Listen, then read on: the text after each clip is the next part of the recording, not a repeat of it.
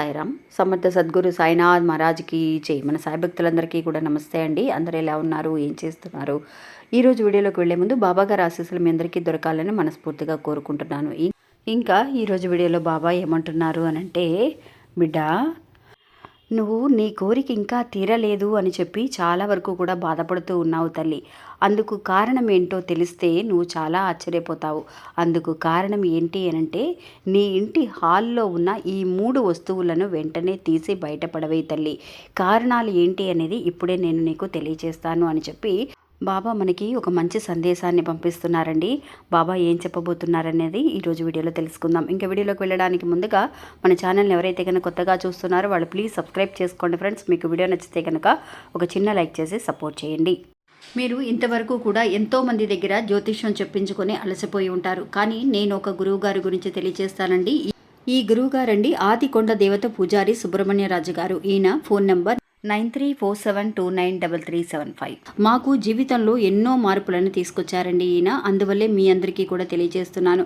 ఈ గురువు గారు చెప్పింది చెప్పినట్టుగా జరుగుతుందండి. అది కూడా కొన్ని రోజులలోనే. అంటే భార్యాభర్తల మధ్య గొడవలు, విదేశీ ప్రయాణం ఆలస్యం అవడం, ప్రేమ, పెళ్లి, సంతానం లేకపోవడం, కోర్టు సమస్యలు, గృహము మరియు కుటుంబ సమస్యలు, ధనం అనేది చేతిలో నిలబడకపోవడం, నమ్మిన వ్యక్తి మోసం చేయటం, స్త్రీలకు పురుషులకు సంబంధించిన గుప్త సమస్యలు ఎటువంటివైనా సరే కొద్ది రోజులలోనే పరిష్కరిస్తున్నారండి. అది కూడా ఒక ఫోన్ కాల్ ద్వారా. మీరు ఒకసారి ఆయనకి కాల్ చేసి చూడండి. ఇంకా వీడియోలోకి వెళ్దామండి. ఎప్పుడు కూడా అండి మనం బాబా దగ్గర ప్రార్థన చేసినప్పుడు, బాబా దగ్గర కోరికలను పెట్టినప్పుడు, మనం ఎన్నో రకాల పూజలు చేసినప్పుడు మనకి అవి తీరని పక్షంలో మనకు ఒక సందేహం అనేది వస్తుందండి. అసలు బాబా మన కష్టాలను వింటున్నారా, ఆయనకి వినిపిస్తుందా లేదా, ఎందుకని మన కష్టాలను తీర్చడం లేదు అని మనం బాధపడుతూ ఉంటాం. ఒక్కొక్కసారి మనం చేసే పూజలో ఏదైనా సరే దోషం ఉందా, మనం ఏదైనా తప్పు చేశామా అన్న ఆలోచన కూడా వస్తూ ఉంటుందండి. కానీ పూజని మనం ప్రేమతో, నమ్మకంతో, మనస్ఫూర్తిగా చేసినప్పుడు ఎలా చేసినా కూడా ఆ పూజని బాబా మనస్ఫూర్తిగా స్వీకరిస్తారండి. అంతేకాకుండా మనకి తెలియని తప్పులు కొన్ని ఉంటాయండి. అంటే మనం హాల్లో, మనకి దేవుడి రూమ్లో కానీ హాల్లో కానీ ఇంట్లోపలికి ప్రవేశించేటప్పుడు ఉండవలసిన ముఖ్యమైన ఒక 3 విషయాలండి. అంటే తెలుసుకున్న తర్వాత ఉండకూడని 3 విషయాలు ఏంటి అనేది కూడా ఈరోజు తెలుసుకుందాం. వాటి వల్ల మనకి సమస్యలు అనేవి ఇంకా ఎక్కువవుతూనే ఉంటాయి. కానీ సమస్యలు తీరకపోవడానికి ఇవి కూడా ఒక కారణంగా మిగులుతాయి అని చెప్పి బాబా మనకి తెలియజేస్తున్నారండి. ఏంటి ఆ 3 వస్తువులు అనేది తెలుసుకుందాం. సాధారణంగా అండి ఇంటి లోపలికి వెళ్ళేటప్పుడు సింహద్వారంలో మనం చక్కగా సింహద్వారానికి పసుపు కుంకుమలు, అంటే స్వస్తిక్ గుర్తు లాంటివి కానీ, ఓం అనే సింబల్ కానీ సింహద్వారం మీద, ఆ తలుపు మీద వేస్తే చాలా మంచిది. అంతేకాకుండా గుమ్మం మీద మన పసుపు కుంకుమలు పెట్టి చక్కగా ముగ్గులు వేసుకొని అలంకరించుకుంటూ ఉంటాం.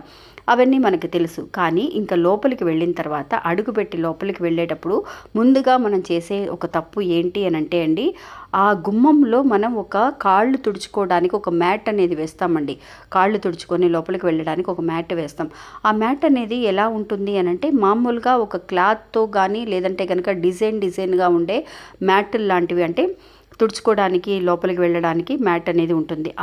అలా ఉండటం వల్ల ఏమవుతుంది అని అంటే, నెగిటివ్ ఎనర్జీ అనేది అది లోపలికి ఎవరైనా సరే మనకి ఇష్టం లేని వాళ్ళు మన మీద, మనతో బాగానే మాట్లాడుతూ ఉంటారు, మన మీద ఒక అసూయతో లోపలికి వచ్చే వాళ్ళ ఎనర్జీ అనేది అక్కడ ఆ గుమ్మంలో ఆ మ్యాట్ మీద ఎప్పుడైతే ఆ కాళ్ళు తుడుచుకొని లోపలికి వస్తూ ఉంటారో, ఆ మ్యాట్ మీద అది తుడుచుకునే ఆ చాప మీద ఉంటుందన్నమాట అండి. వెంటనే అతుక్కోవడానికి చాలా వరకు కూడా అవకాశం ఉంటుంది. అందువల్ల చాలామంది ఏం చేస్తూ ఉంటారంటే, ఆ గుమ్మం ముందు ఉన్న మ్యాట్ అనేది కూడా కనీసం మనం వారానికి ఒకసారన్నా సరే మార్చుకోవాలండి.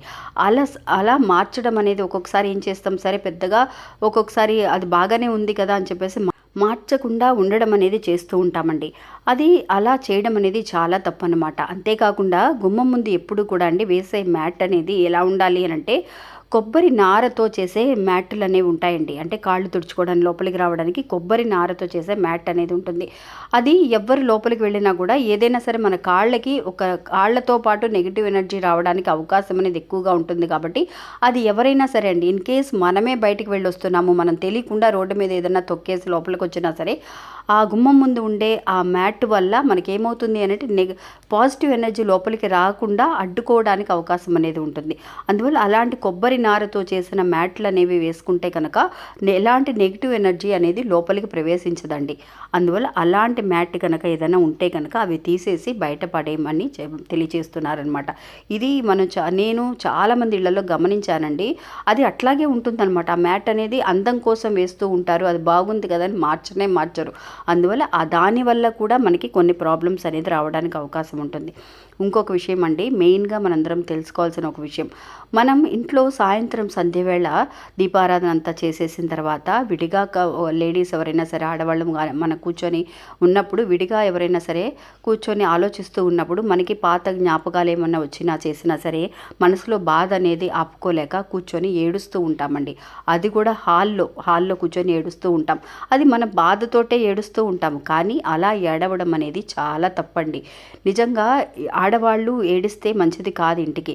మన బాధని ఆపుకోలేక మనం ఏడుస్తూ ఉంటాం అంతే.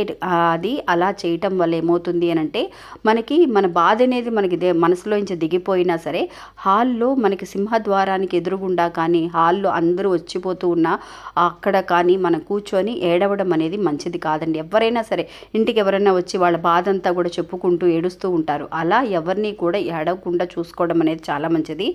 ఇప్పుడు ఏం బాధపడకండి అని చెప్పేసి వాళ్ళని సమాధానం చేసి వాళ్ళని ఓదార్చడం అనేది చాలా మంచిది. అలా చేయడం వల్ల కూడా మనకి నెగిటివ్ ఎనర్జీ అనేది వస్తుంది. కాబట్టి అలాంటి గుణం మనకి ఏదైనా ఉంటే ఎప్పుడు కూడా అండి సరిపోతుందిలని బోల్డ్గా ఉండాలే, కానీ ఆడవాళ్ళు ప్రతి విషయానికి కూడా నట్టింట కూర్చొని ఏడవకూడదు, మంచిది కాదు అని మన పెద్దవాళ్ళు చెప్పింది అక్షరాల నిజమండి.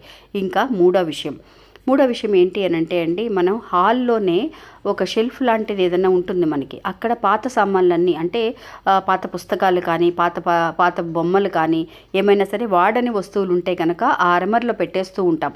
అవి ఏంటంటే మనం ఎక్కువగా వాడే పని ఉండదు, అవసరమైన వస్తువులు మాత్రం తీసుకుంటాం, అవసరం లేని వస్తువులన్నీ కూడా అక్కడ పెట్టేస్తూ ఉంటాం. అవి ఏంటంటే వాటి కింద ఏదైనా పురుగులు వెళ్ళిపోయి చచ్చిపోయి ఉండడం కానీ, లేదంటే కనుక ఏదైనా ఒక ఎక్కువగా బూజు పట్టి ఉన్న వస్తువులు కానీ అవి ఉంటాయి. అవి ఏం చేస్తాం, ఏ పండగకో పబ్బానికో ఒకసారి క్లీన్ చేస్తూ ఉంటాం. అలా కాకుండా కనీసం నెలకు ఒక్కసారైనా సరే అలాంటి షెల్ఫ్ అనేది మన హాల్లో, ముఖ్యంగా అండి మన పూజ గది ఎంత శుభ్రంగా ఉంచుకుంటామో అలాగే మన హాల్ కూడా అంత శుభ్రంగా ఉంచుకుంటే లోపలికి రావడానికి ఎవరికైనా సరే, ఇప్పుడు మనుషులే లోపలికి వస్తున్నారనుకోండి, హాల్ అంతా అందంగా ఉంది అని చెప్పేసి చూసినప్పుడు వాళ్ళకి అనిపిస్తుంది మళ్ళీ ఇంకోసారి వెళితే బాగుంటుంది కదా, ఎంత పీస్ఫుల్గా ఉంది వాళ్ళ ఇంట్లోకి వెళ్ళంగానే అని. అలాంటి ఒక మైండ్ సెట్కి వాళ్ళు రావాలి అని అంటే మనం ఇంట్లో చేయకూడని ఈ 3 తప్పులు కూడా మనం సరిచేసుకోగలిగితే అంటే తీసి వెంటనే బయట పారేస్తే, నిజంగా చూడండి ఫ్రెండ్స్, ఇవి మాత్రం ముఖ్యంగా ఈ 3 విషయాలు కనుక ఎవరైనా కనుక మిస్టేక్ చేస్తూ ఉంటే వెంటనే సరిచేసి చూడండి ఫ్రెండ్స్, మీకు వచ్చే పాజిటివ్ ఎనర్జీ అనేది ఎలా ఉంటుంది అని. ఇన్ని రోజుల నుంచి లోపలికి రాక ఆగిపోయిన ఒక పాజిటివ్ ఎనర్జీ అనేది వచ్చింది అని అంటే అద్భుతం అనేది కనిపిస్తుంది. ఇంకా ఇది ఫ్రెండ్స్ ఈరోజు మన వీడియో.